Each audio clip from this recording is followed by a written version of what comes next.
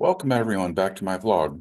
And this is the day after Easter, and we are approaching some interesting things. So in this vlog today, I'm going to first give you an update on my writing and my journey for find publishers and editors. I'm also going to outline what I think my journey will be with the next steps. And then I want to talk about again on Prime. As the background shows, we have some technology to talk about, and I'm going to talk a little bit about, without spoilers, how the technology of Prime works. So first off, I'm happy to say that we have started rewrite 2 on the book. So my proofreader has given me some input, and I've already started working on that. Um, that will continue going, and then I will have the book. I will go through the complete second rewrite.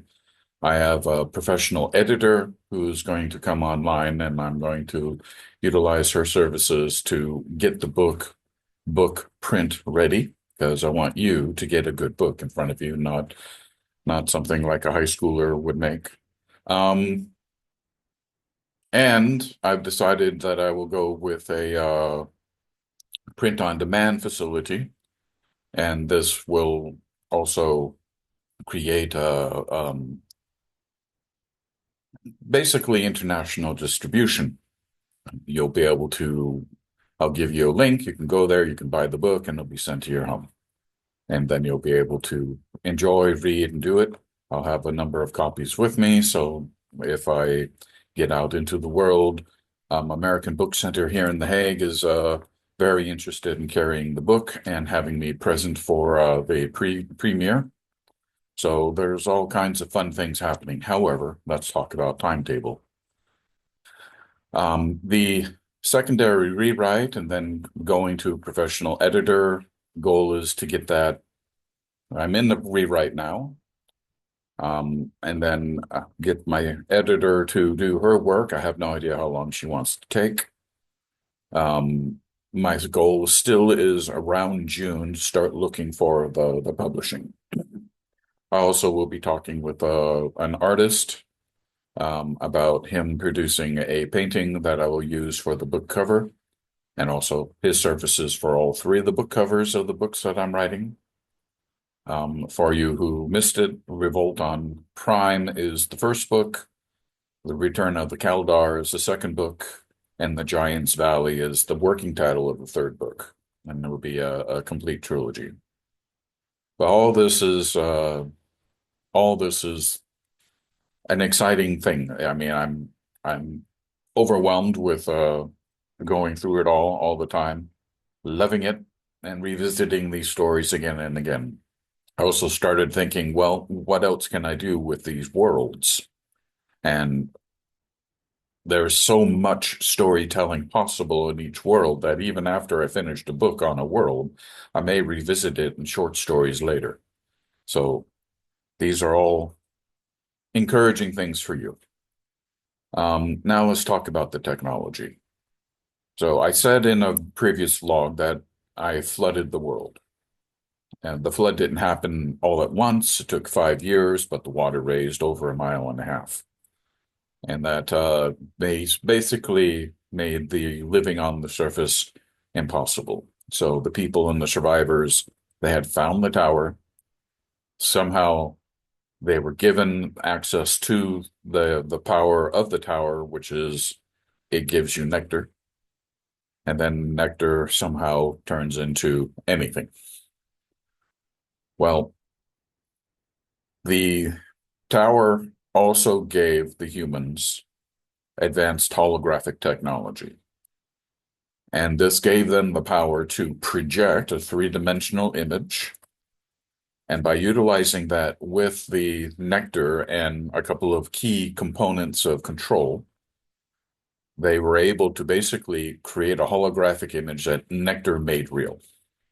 And they can control it at the chemical level. They can control it at the molecular level so that they can make everything. They can make anything.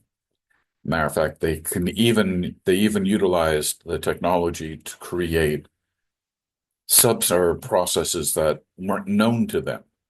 An example, I have these dome cities. But where does the air come from? The domes themselves convert the water to breathable air and dissipates out the CO2 generated by the populace.